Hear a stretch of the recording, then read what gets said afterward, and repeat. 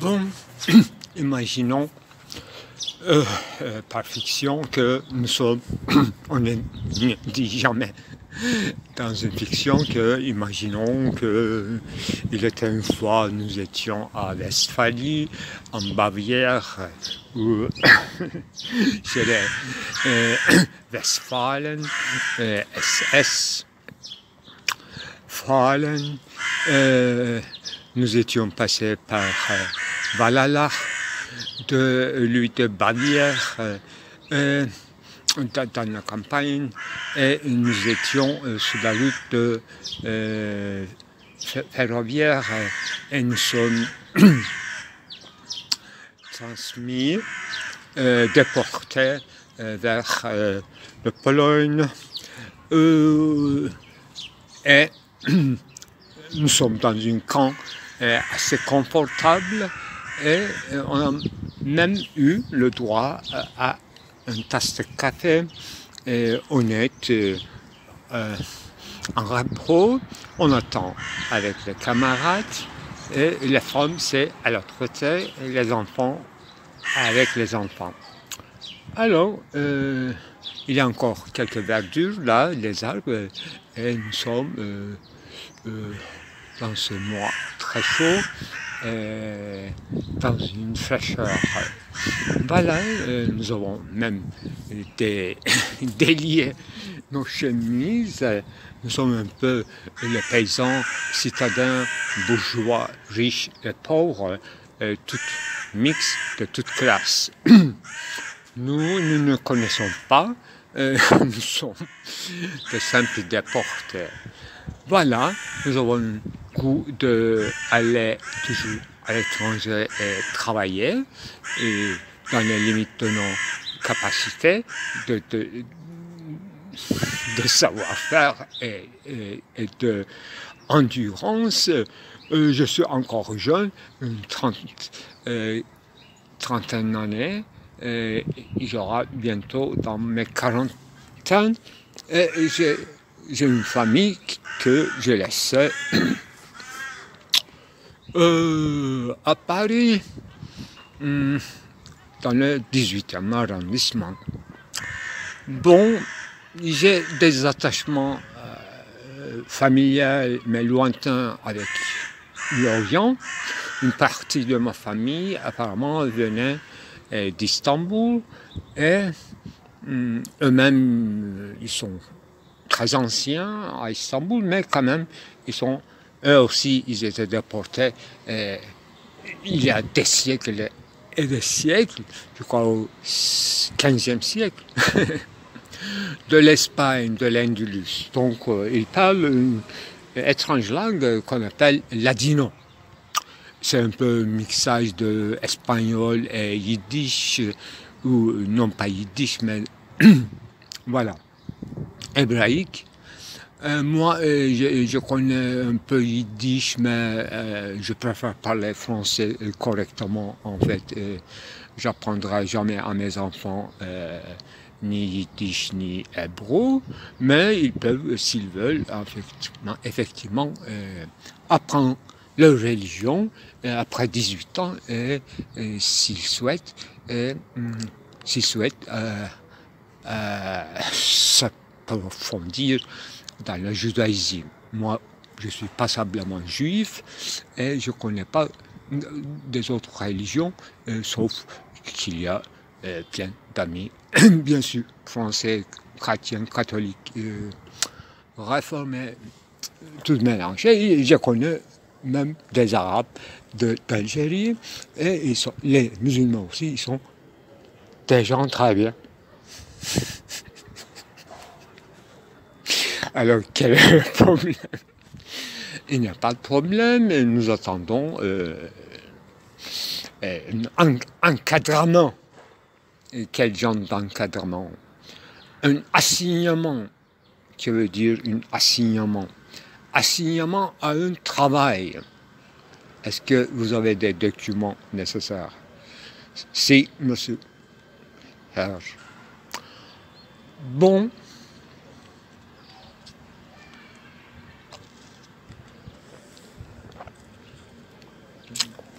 Et si on continue un peu à se bavarder, moi, à Paris, quand j'ai des ennuis comme ça, le soir, je sors, je marche, je descends, je traverse le canal Saint-Martin, j'attends un peu sous le pont, bon, je regarde un peu couler d'eau, tous ces échanges mécaniques, ça m'intéresse, tous ces appareils. Et ça me rappelle les films français quand même vachement bien. Sur ce canal, je me souviens d'une certaine Aletti, en fait, qui est au milieu des terres, en fait, avec son amant, sous le pont, dans une dimanche, je n'oublie jamais. Donc, ils se conversaient.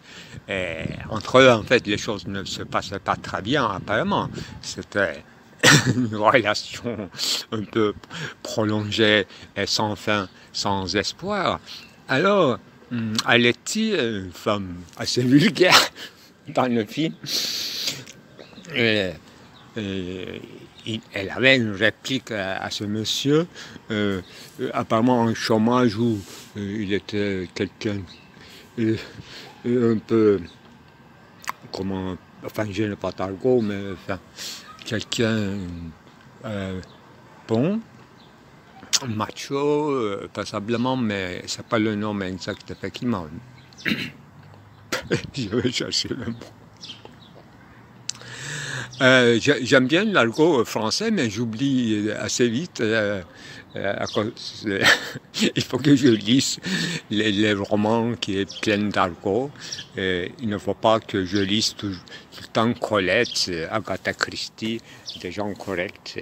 Et j'aime bien les histoires d'Orient Express, tout, des choses qui passent à Venise, en Alexandrie, à Caire, pourquoi pas dans le désert de Tartare et en Italie, en Kazakhstan, et pourquoi pas dans le fjord, là je crois aux elfes et tout. Et, je lis Tolkien, j'ai des intérêts même au livre de logique, Tractatus et tout, en fait, ça me distrait l'esprit. Et j'adore, par exemple, Lewis Carroll, en fait. Je n'arrive pas à en faire un résumé pour raconter à mes enfants, mais je lis pour comprendre. Enfin, dans les bibliothèques, j'ai trouvé des gros livres, Ulysses de Homéros ou de James Joyce, enfin. Je crois que je vais les lire avec l'encyclopédie ou avec le dictionnaire, si j'ai du temps, après la guerre. La guerre ne durera pas.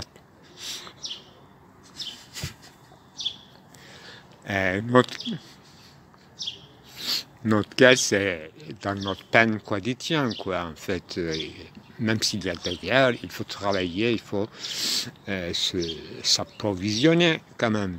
Là où il y a de la nourriture, nous pouvons aller à travailler. Bon, le franc français, c'est vachement bas, mais Deutsche Mark, c'est quand même, ça va nous aider. Bon, il y a quand même des bizarres une conception de camp très étrange. En fait, ce ne sont pas des logements d'ouvriers, mais il y a une certaine accumulation d'hommes. Je ne sais pas comment on va se débrouiller. Est-ce qu'il y aura des douches, hygiène, comment on va se laver, on va se manger, c'est pas. On ne cherche pas le confort dans un hôtel de, comment ça s'appelle, enfin, Genève, au bord de le lac de Léman, ni de bains et douches parfaits, comme dans une, comment ça s'appelle, Baden-Baden. J'aime bien certains endroits de l'Allemagne.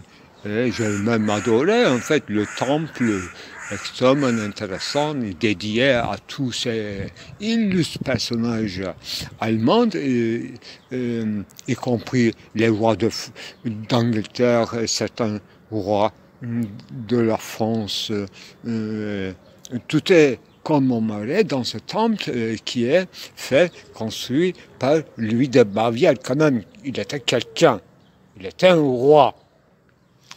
Hein, nous avons fait la révolution, mais nous n'avons pas eu de bons rois depuis François Ier, quand même.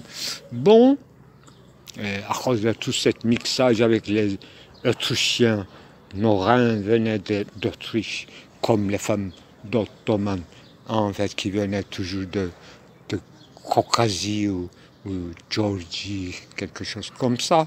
Et là, les Ottomans, ils sont tombés comme ça. Bon, qu'est-ce que je voulais dire? Louis de Bavière et son temple qui s'appelle Valhalla. Je ne sais pas comment... Qu'est-ce que ça veut dire Valhalla? C'est comme Allah des musulmans, mais ça vient de mythes germaniques ou teutons, je suppose, parce que les militaires SA, SS, Fallen, les soldats allemands chantent quand même une chanson comme ça militaire, Valhalla, Valhalla, Valhalla, Valhalla, Valhalla, la la la, Valhalla, la, Dalai Lama, Dalai Lama, Sallama, Sallama, Dalai Lama, Naber, Naber, Valhalla. Valhalla, c'est comme Alaykum Salam, Salam Alaykum. Apparemment, c'est comme bon Shabbat, Shabbat Shalom. Bon, je respecte beaucoup aux cultures des étrangers et je voudrais quand même m'imbiber de cette culture très noble, germanique. Il y a des hommes quand même, Goethe, qu'est-ce qu'il y a d'autre en fait? Il y a Winkelmann quand même. J'adore l'histoire de l'art, enfin. Je suis une adepte des grandes cathédrales, bien que je sois d'une confession autre, effectivement. On apprend des choses, de la Renaissance, même, qu'est-ce qu'il y a d'autre? Tieck, qui était un architecte de Valhalla, l'un des architectes, je suppose. J'adore pardon, non pas architecte, mais sculpteur, parce que dans Valhalla, il n'y a pas de personnes vivantes, il n'y a que des statues parlantes, des illustres personnages, et Tieck, j'adore comme sculpteur, et il en a fait pas mal de sculptures pour Valhalla. Valhalla, Valhalla, Dallama, Sallama. Bon, les Nordiques sont très intéressants. Effectivement, plus on accède vers le nord, n'est-ce pas, Danemark, le roi de Danemark, c'est Hamlet, n'est-ce pas, Shakespeare. Il y a qu'est-ce qu'il y a d'autre? Des personnages obscurs, des Vikings, des Saxons, qui sont mélangés avec l'anglo-saxon, il y a des Bretons, il y a des Écossais, et il y a chez nous en France des Franches-Comtés. les gens franches. Qu'est-ce qu'il y a d'autre avec Varennes? J'adore Varennes. La nuit de Varennes, les nuits de Varennes sont inoubliables, très romantiques, mais pleines de quand même des catastrophes, des assassinats, et des choses comme ça. Ça arrive dans tous les pays. Et il y a des décapitations, effectivement, inoubliables. On a eu une petite révolution quand même, une deuxième soulèvement, n'est-ce pas, comment s'appelait ça, une commune de Paris. Alors là, mes grands-pères me racontaient que dans la commune de Paris, ils ont failli d'être massacrés juste au coin de la rue de Saint-Jacques et, n'est-ce pas, Gay-Lussac, ou place de Panthéon. Comme ça, il y avait des tas de cadavres qui attendaient pendant des jours. Bon, enfants, les enfants, allons les enfants, c'est pas facile d'être français, même adoptif, enfin, il faut quand même, il faut se calmer quand même. C'est pas ici un café de commerce de 19e, hein, c'est pas Gutto, hein, c'est l'Allemagne, hein, c'est un endroit très sérieux. Donc, je disais qu'en fait, je feuilletais les livres de Winkelmann, Alors là, les peintures, en fait, les gravures, j'adore l'architecture romanesque, c'est-à-dire que les structures qui n'existent pas, mais ils ont quand même fait la peinture. C'est ça, le romantisme allemand, qui est beaucoup plus supérieur que nos poètes romantiques, Victor Hugo, qui reste encore trop réaliste. Émile Zola, alors, le pire encore, il est socialiste. Il y avait un certain qui, un colonel, bon, il a fait un scandale dans l'armée. Alors là, les invalides, c'est un endroit sérieux quand même. Bon, il a de grâce que sur la coupole, il y a plein de sculptures que je dessine de temps en temps. Bon, je me promène dans le jardin de Luxembourg, là, il y a des sculptures quand même pas mal, dans notre pays aussi, et le jardin de Tuileries, j'adore. Bon, on est fiers de la gare d'Orsay quand même. Gare d'Austerlitz, c'est un peu austère. Gare de l'Est, c'est une nécessité pour aller à l'Allemagne. Gare de Lyon, c'est pour descendre vers Lyon, chez les riches. Alors là, ils sont vraiment bourgeois. Ah, j'aime bien Bourges. J'aime bien Bourges pour une raison très simple. Peut-être qu'il y a un seigneur historique là qui s'appelait Jacques Lefebvre, n'est-ce pas? Il est allé dans le temps en Orient. Il a fait ses propres croisades un peu commerciales. Il fallait être un chevalier pour commercer en Orient. Donc, un certain militarisme, c'est nécessaire pour s'acquérir de la richesse de l'Orient. Donc, d'où peut-être l'art gothique arrive, mais l'art gothique vient de plusieurs parts. Parce que quand j'ai visité même une cathédrale, là, ça s'écrit que avant la construction de cette cathédrale, il y avait un endroit, une basilique, qui était fondée par les Vikings, ou bien il y avait une première cathédrale ou basilique qui était démolie par les Vikings et sur le même endroit on a construit cette, voilà, et avec les matériaux de l'église précédente ou basilique précédente, on fabrique des choses nouvelles. Voilà, je n'ai pas encore vu Munich, cette immense cathédrale qui a duré, enfin, dont la construction a duré quelques siècles, et il y en a un autre en Espagne, apparemment à Barcelone. Voilà, il faut être européen, cosmopolite, il ne faut pas être nationaliste, il faut se voyager. Voilà, le train, ça veut dire la modernité. Voilà, les femmes, elles veulent se montrer, mais les conditions d'hygiène ne sont pas très quand même parfaites dans nos petits appartements à Paris. Mais les Allemands, quand même, ils ont des appartements encore plus larges que nous. Qu'est-ce qu'il y a d'autre? À Paris, quand même, il y a une grande construction de jardins, comment ça s'appelle, Montsouris.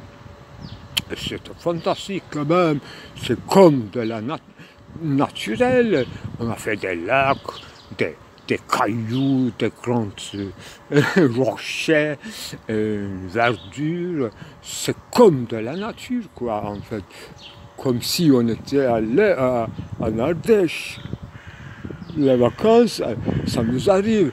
Nous n'avons pas besoin d'un congé payé, parce qu'à Paris, il y a des endroits où on peut se sentir comme dans les vacances, c'est-à-dire dans la montagne, dans le maquis.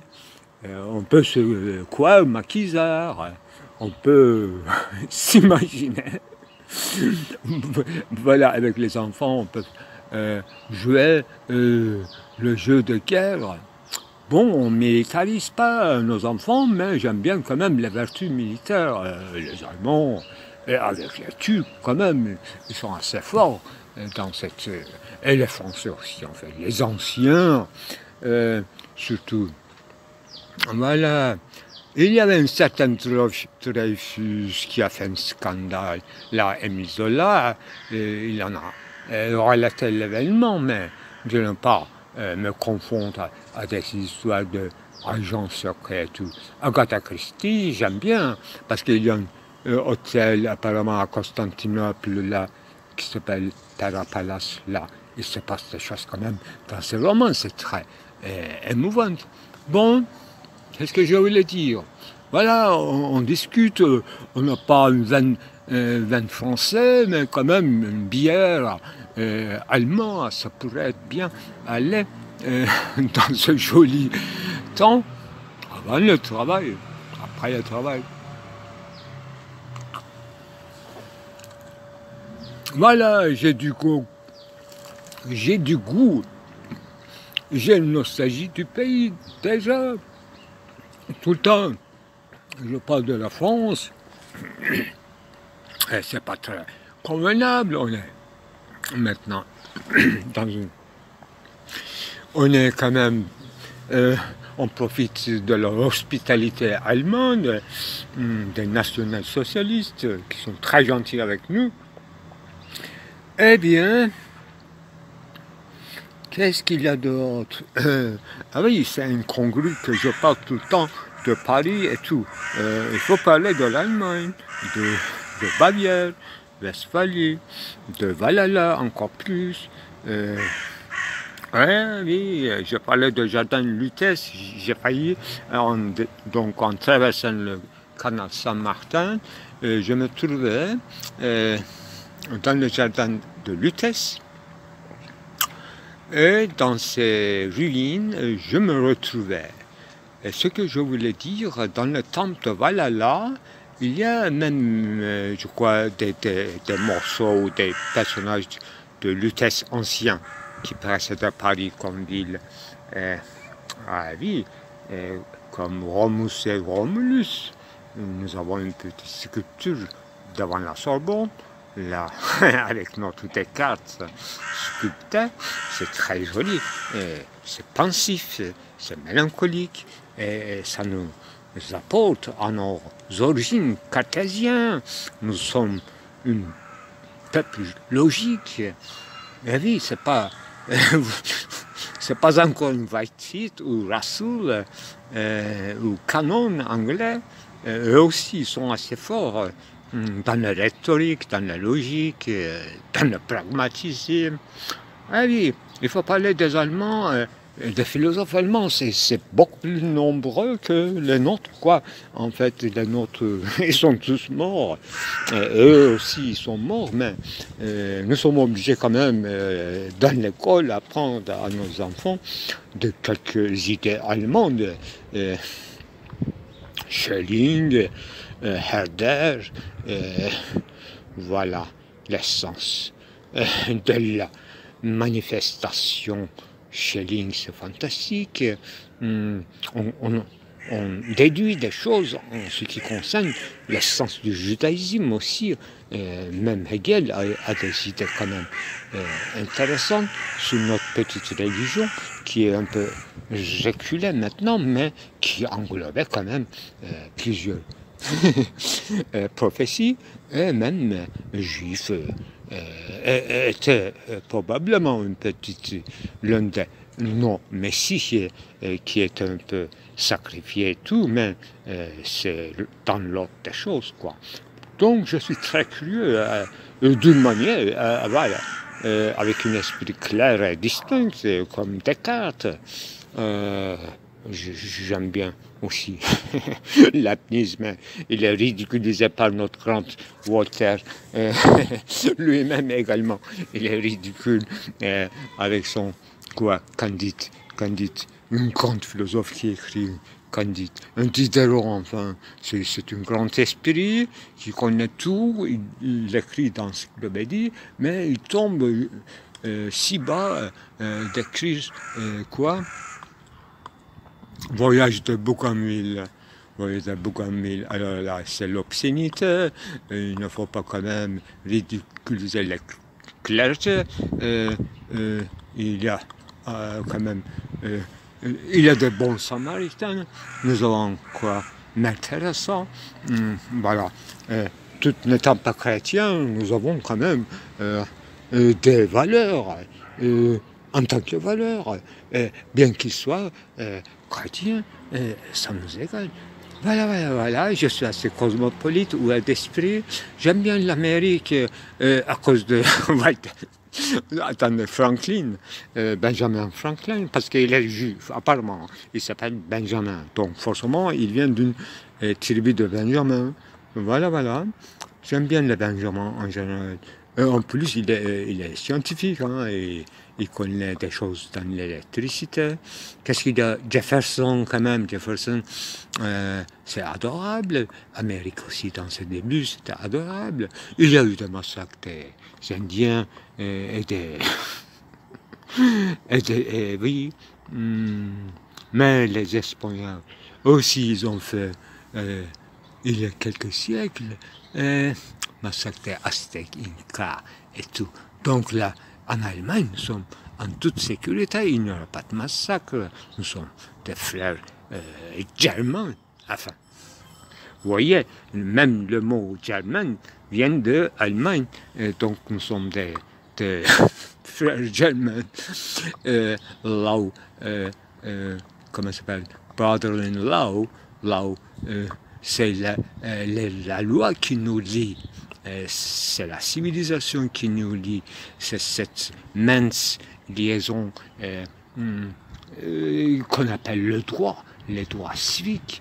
Nous sommes des civilisés, nous ne sommes pas des barbares, même nous sommes tournés nos regards vers la Grèce profonde.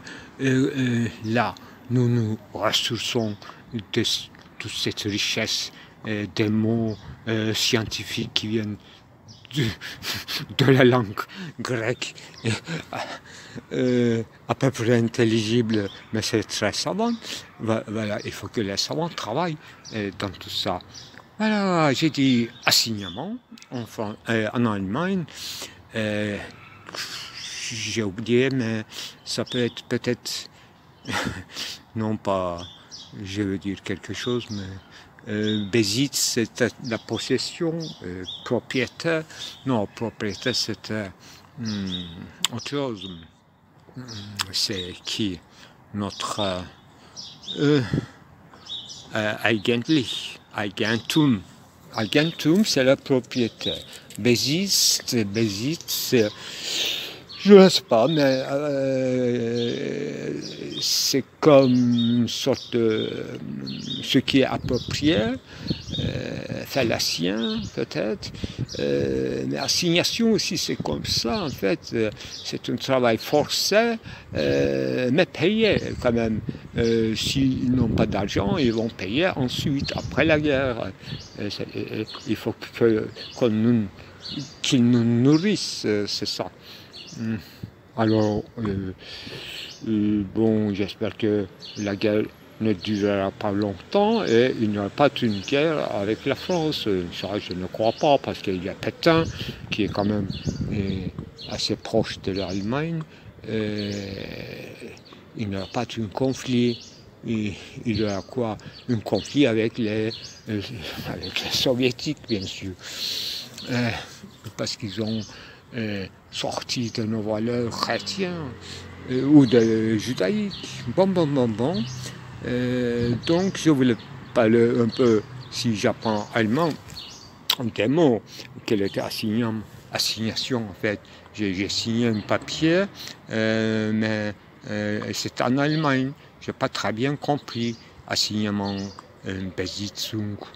Bon, on va apprendre au fur et à mesure. Ça s'apprend avec le temps.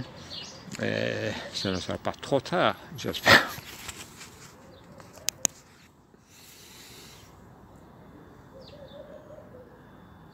Je me suis souvenu de noms, non pas nom propre, mais de la catégorie humaine parisien qui était l'amant prolongé de Aletti.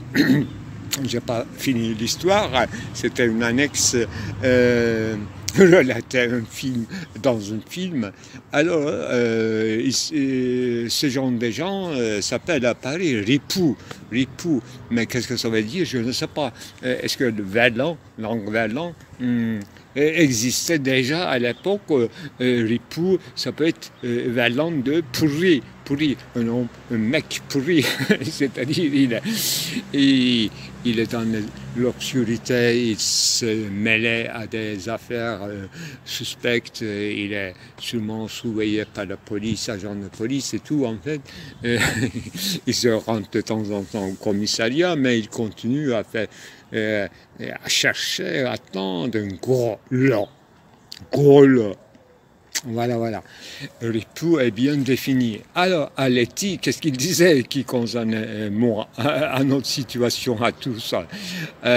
Ripoux, ce monsieur disait que moi, ça suffit, Paris, ça ne mange pas trop, je veux me retirer des affaires, je veux m'en partir, je vais partir vers le sud, sur Marseille. Voilà, Aletti, qui attendait quand même dans cette bonne dimanche une jolie parole, plus promettant que ça, elle est encore plus brutale que l'autre mec. Elle disait que, parce que le mec disait que l'atmosphère de Paris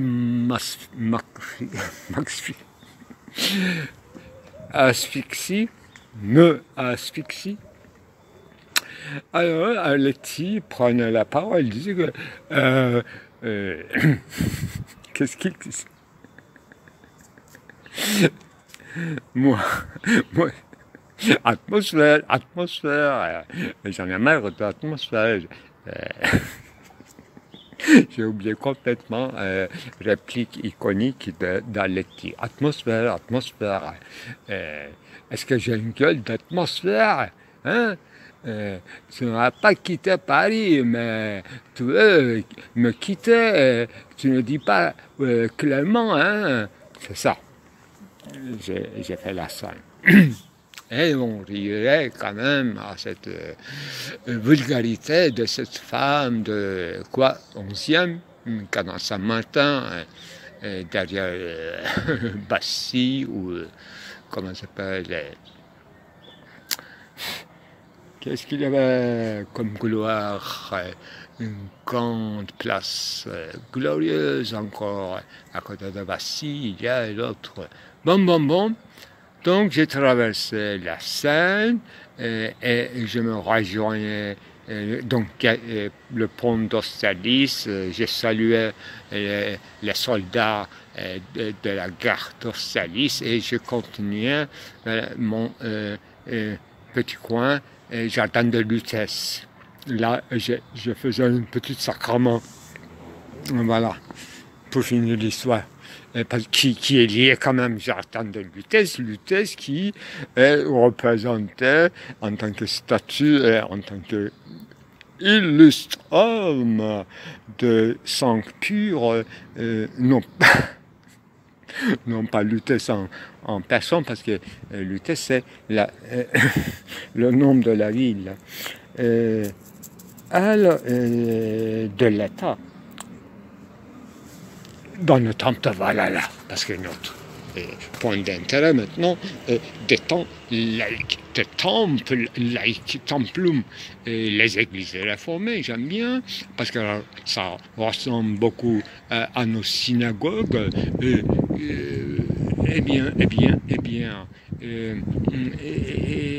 La réforme qui vient de l'Allemagne, qui a fait couler beaucoup de sang pendant Margot, la reine de Margot, et j'ai lu beaucoup sur la reine de Margot et les autres reines, Médicis, Catherine, qui venait directement envoyée de pape, elle était nièce de pape. Donc, l'histoire de catholicisme à l'Église réformée, tout s'est dessiné en Allemagne par Luther. Donc, notre petite participation à l'affaire en tant que juif historique, ça se passait en Allemagne. Comment ils faisaient quand même d'influencer avec leurs idées, avec leurs éditions critiques, de l'interprétation des lois sacrées et des case studies, des jugements fiqh, kalam, n'est-ce pas, raisonnement. Voilà le mot qui me manquait, à raisonnement, Gestell. Je disais encadrement, assignement ou assignation, mais Gestell, le mot allemand aussi veut dire un certain encadrement. Qu'est-ce que ça veut dire Gestell, Stellung, Besitz qui donnait Setzen, Setzung, une proposition logique, c'est une Setzung. Là, j'ai bien travaillé dans le lycée sur les Setzung.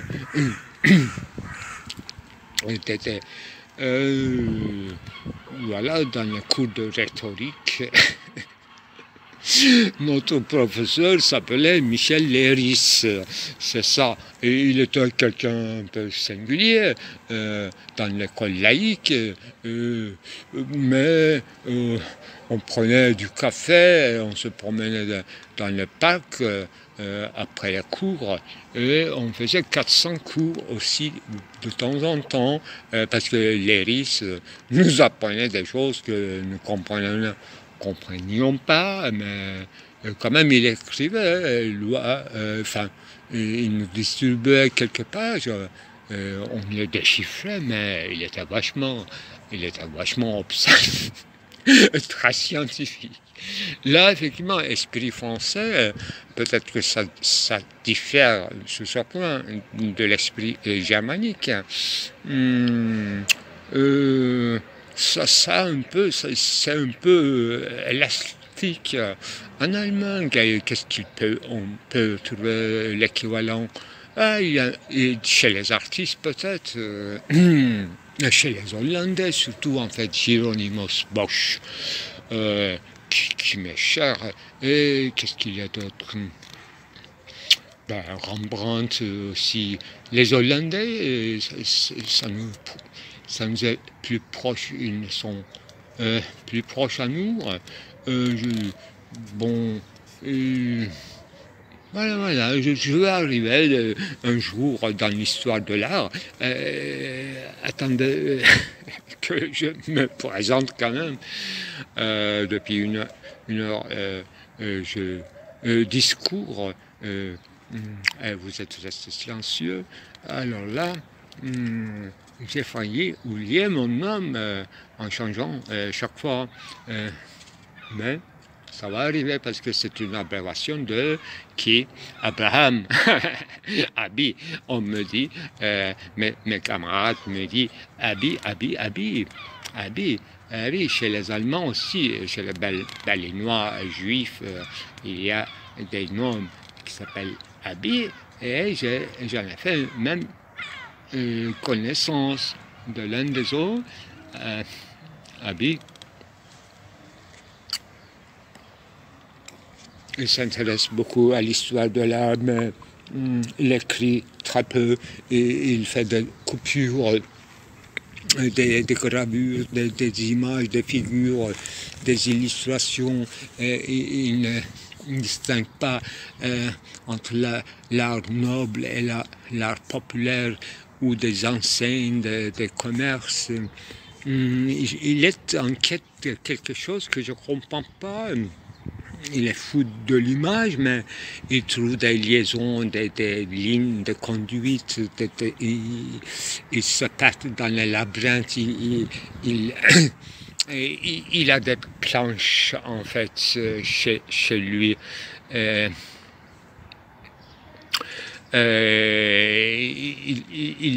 il trouve son chemin spirituel, disons, ou comment ça s'appelle. Bon, il a des connaissances encore plus bizarres. Kandinsky, Paul Klee, il y a des artistes quand même en Allemagne très intéressants. Il y a des Russes aussi, Malevich. Ils sont très... esprit un peu tordu, difficile. Et chez nous, effectivement, Jean Renoir, j'adore, c'est la bonne vivant. Il y a Manet, Monet, nous avons Balzac, nous avons Flaubert, et nous avons eu Victor Hugo, et puis auparavant nous avions qui Montesquieu quand même, est énorme, humaniste, et Montaigne, et La Fontaine, effectivement la France. Mais à l'époque de Fontaine, en Allemagne aussi, il y avait des conteurs, peut-être plus tardivement que la France. C'était à l'époque de Louis XIV, La Fontaine, je crois, le roi du soleil, Versailles. Il ne manquait que La Fontaine comme philosophe populaire et à la fois très perçant. Bon, quand je dis perçant, effectivement, il faut se rappeler des contes romantiques des Allemands aussi, qui étaient influencés, à mon avis, y compris Goethe, comment je peux citer Clément Brental. J'adore effectivement ces contes très gros, énormes. Ce n'est pas tout à fait des romans, des romans de guerre de l'Est. Et ce sont des choses, des allégories énormes qui concernent la France et l'Allemagne. Et je serais peut-être capable de citer l'un des titres des œuvres de Clément Brental. Ça ne sont pas très allemand son nom, mais il est lombarde, donc côté Italie. Ce personnage venait de Lombardie. Lombardie, c'est un mixage d'italien et de l'Allemagne apparemment. Une grande famille d'aristocratie et des gens illustres. Quel était le livre? Alors, c'est comme Hansel et Greta, Hinkel et Greta, je crois, ou quelque chose comme ça. Hinkel, c'est exactement, ça veut dire le coq le coq français peut-être, et l'autre, c'est pas sûr que ce soit Greta, mais c'est comme quelque chose de Gaklika. Qu'est-ce que ça veut dire? Gaklika, c'est un nom de femme, et le coq, c'est bien mec, donc il s'agit d'une Ferhat et Shirin, un conte persan qui passe en Europe entre les Français, entre les guerres entre les Français et les Allemands. On peut dire que ce sont des guerres de 30 ans. 100 ans, quelque chose comme ça, parce que il y a une atmosphère de désolation dans le roman, chez les aristocrates, dans leur château, dans leur manoir, tout est fini, démoli, mais ils sont encore... il faut qu'ils se nourrissent dans leur ruine, ils continuent à élever des coqs et des poulets pour qu'ils mangent quelque chose. Leur richesse, c'est maintenant exténué à cause de guerres interminables. Voilà un grand récit. Voilà l'essence de la littérature qui mélange les genres, c'est-à-dire il nous raconte une conte invraisemblable, mais basée sur les réalités. Réalité, c'est ça, les guerres, désolation et inquiétude entre deux peuples voisins, deux frères germains. Voilà. Sans oublier le pape comme l'un de Paul et l'autre Angleterre qui est en conquête du monde, donc l'autre Paul. Et ça se passe, les guerres, ça se passait entre les Allemands et les Français. Et au milieu, on a construit un État artificiel, régional, qui s'appelle Belgique. Pour que le colonialisme en Afrique soit possible de manière neutre contre les Anglais, et les Français et les Allemands fassent leurs affaires en usant de l'aristocratie belge et des lois. C'était une sorte, c'est mon approximatif idée, c'était une sorte de Venise de la Renaissance. C'est ce pauvre pays qui s'appelle Belgique ou Bruxelles, à côté Anderlecht. Bon, Ader, Legen, Ader, donc c'est justement Venise, tel que nous a appris Shakespeare dans le Marchand de Venise, inébouillable réalité, et nous faisait sentir les réalités juridiques comme une zone d'exception et du libéralisme commercial et qui concerne aussi le libéralisme religieux, des obéissances et des croyances. Voilà, Marchand de Venise. Dans l'autre côté, Bruxelles et Belgique, et les Hollandais, plutôt, avaient envahi aussi une partie de l'Espagne et de Portugal, parce qu'eux aussi, ils voulaient s'ouvrir vers les grandes mers en Océanie, les Hollandais. Les Belges en Afrique intérieure. Donc, tout approvisionnement des États-Unis, les champs de coton, et tout cet esclavagisme s'organisait sur ou par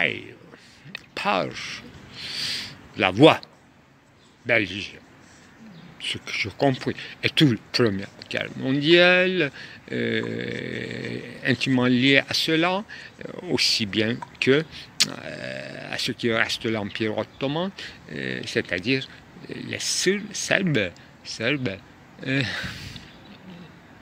balkanisation, une ethnicité mélangée qui a pris beaucoup de blessures pendant l'Empire ottoman, qui faisait éclater la Première Guerre mondiale.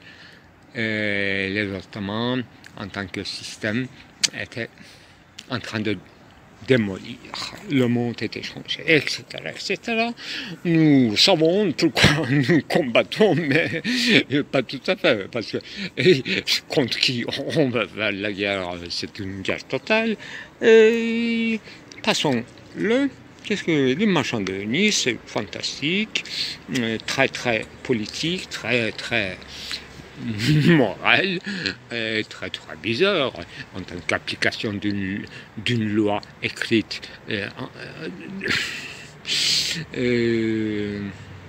sur un juif qui a signé un papier quand même. Bon. Marchandage, les marchands, les lois de marchands, la loi de commerce et la loi de capitalisme, changement du monde graduel. Et nous sommes là, à l'étranger, chez notre fleur germain. Qu'est-ce qui va se passer? On va voir. Voilà. Ah oui, Brentano est bien cité. Son oncle peut-être s'appelait une autre Brentano, Franz Brentano, ou bien c'est le contraire, c'est son neveu qui s'appelait Franz Brentano, qui a quand même renouvelé la philosophie antique, la conception aristotélicienne des catégories. Tout était changé. La philosophie est devenue moderne. Alors, cette liberté d'esprit des Lombards, m'influence, en fait, même agréablement. En France, qu'est-ce qu'il y a? Bon, pour l'instant, rien.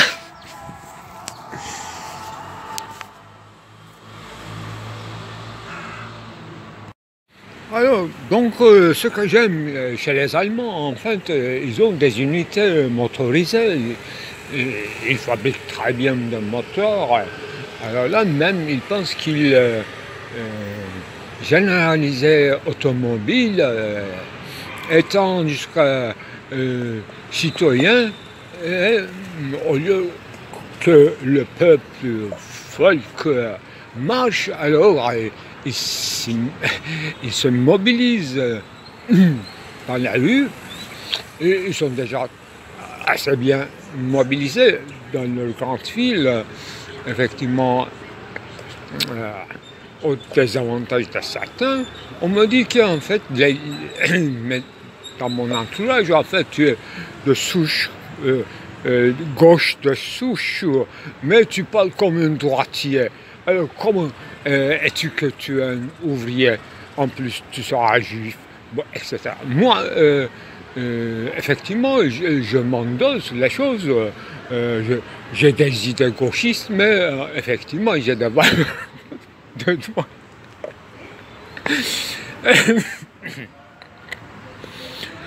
Enfin, une Europe unie, quand même, c'est une bonne idée. On peut se déplacer librement, trouver à droite, à gauche des boulots. On peut acheter moins cher en Allemagne. Alors, nous avons quand même des agricultures, des poulets, n'est-ce pas, Gacleclia, et elle faisait gac, donc ce n'est qu'une poulet et qu'il faut manger. C'est ça l'histoire, et ça va continuer ainsi, quoi, sans poulet, sans coq, sans Allemagne, sans France. Alors là, j'imagine même pas, en fait, les montagnes de Montevideo ou de forêt noire, sans forêt. C'est la nature des choses, l'ordre des choses. Il y a le Moyen-Orient, effectivement, il y a Jérusalem, mais il y a notre Jérusalem céleste qui nous attend, effectivement. Jésus était un juif sacrifié en tant que Messie, mais il y avait beaucoup de Messies, en fait. C'est par définition qu'il devait être sacrifié, donc on ne peut pas identifier quelqu'un, même sans père, effectivement, à notre cher Dieu, intouchable. C'est ça mes idées, ni gauche ni de droite, en fait. Je suis du côté de ce qui est uni, Eigentum, eigene et motorisé.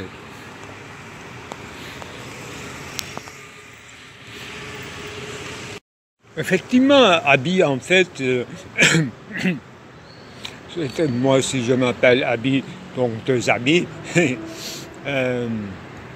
Nous sommes des homonymes synonymes, même nos points d'intérêt un peu, ça se rejoint. Et Abi passait de temps en temps à Paris, donc je voulais l'amener à Champs-Élysées, aux Invalides, au cimetière de Montparnasse, mais il n'en voulait pas. Il voulait aller monter sur Montmartre. Montmartre, là, il cherchait des bizarreries d'ailleurs. Toulouse-Lautrec, des affiches et tout, des choses qui ont moins de valeur.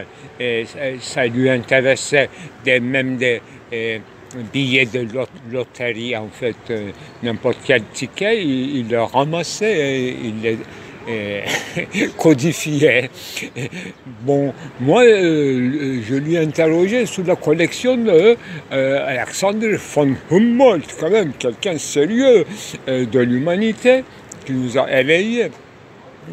Avec ses études, lui, en fait, il voulait aller quotidiennement au musée de l'homme à Trocadéro, et je l'ai emmené à Trocadéro, et le musée n'était pas bien classé, c'était tout un bordel d'Afrique, là, noir, des masques, des statues, des gris-gris, des colifichets de toutes sortes de magie et tout, enfin, ça sentait vraiment très lourd.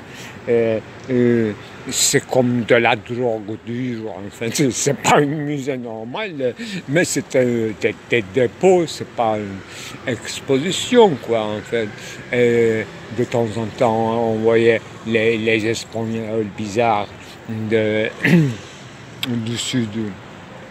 Comment ça s'appelle, Picasso, quelque chose comme ça, Paolo. Là, ils s'entendaient bien à la sortie, et je voyais dans leur poche des objets bizarres, des gris-gris, des petits colliers, des bagues ou des phallus, des bizarres idées. Là, il se conversait. Lui, il n'écrivait pas des articles habillés. Il cherchait quelque chose, mais on n'a jamais compris ce qu'il cherchait. Il lisait beaucoup, mais avec les autres historiens de l'art, il ne s'entendait pas sur aucun sujet, surtout sur le sujet de Fra Angelico, enfin. Mon astre, en fait, rien de secret, c'est un lieu public et privé, un lieu religieux d'enfermement, bien sûr, mais effectivement, c'est un lieu historique et ouvert au public avec la permission des ecclésiastes, bien sûr. Enfin, ça leur appartient. À Paris, il y a beaucoup de domaines comme Val-de-Grâce, des filles Ursuline, il y a des potageries là, n'est-ce pas, en plein milieu de Paris. Enfin, ce sont des terres de Vatican, c'est-à-dire appartient à la clergé. Bon. Lui, je ne l'interrogeais pas sur ses croyances et tout, enfin, il croit. Voilà. À un moment donné, je pensais au ton. Pourquoi? Il y avait un certain Jean Strauss et un certain Daniel Houillet.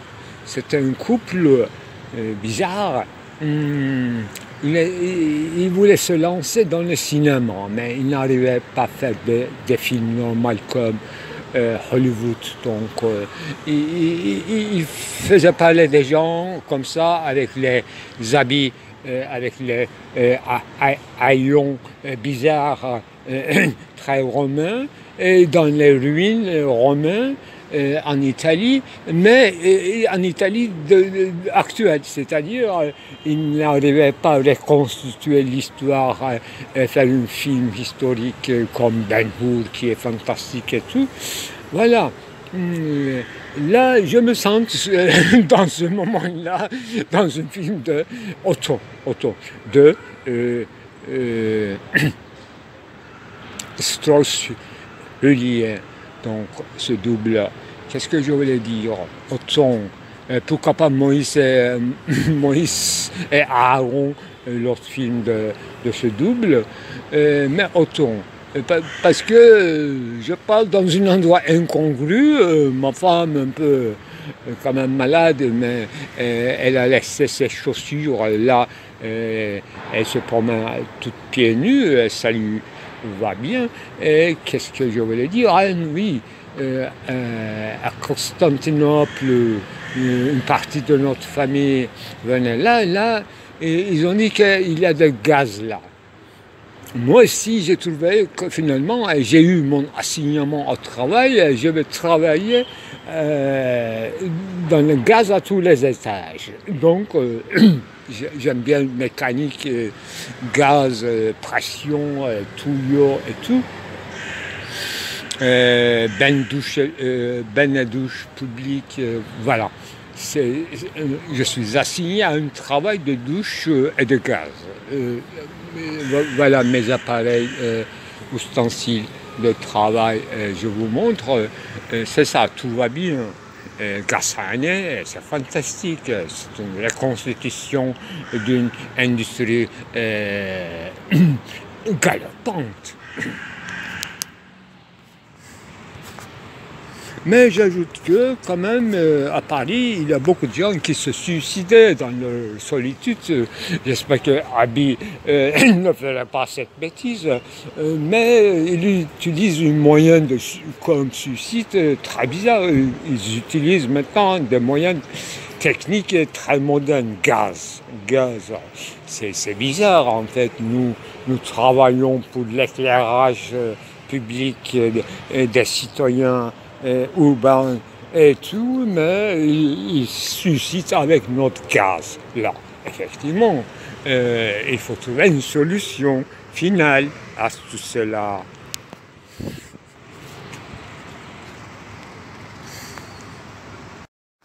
Ben, il y avait un certain ami de Abi qui s'appelait Théodore Adorno. Lui, il disait qu'en fait, vous allez en Allemagne, vous venez en Allemagne pour travailler et tout, mais après cette longue guerre, il n'y aura plus de l'air. C'est en vain que vous étudiez dans vos temps libres. Il n'y aura pas d'air, comme auparavant, au moins. L'essence de l'air sera perdue. Moi, j'ai jamais compris la signification de ces paroles, mais Abi faisait semblant de le comprendre, quoi. En fait, il pigeait des choses que je ne pige pas. Voilà. Moi, je continue comme auparavant. Il y a des Lombards, il y a des Vénitiens, il y a cathédrale de Lincoln, cathédrale de Munich, cathédrale de Barcelone. Et nous avons des synagogues, nous chantons, et les Allemands aussi, les soldats aiment bien chanter, voilà, Sallama Dallama, après avoir bu les bières à Munich, à Bavière, à Westphalie, et rien d'étonnant, en fait, l'histoire continua. Le nom de mon ami, Abi, c'est Abi Warburg.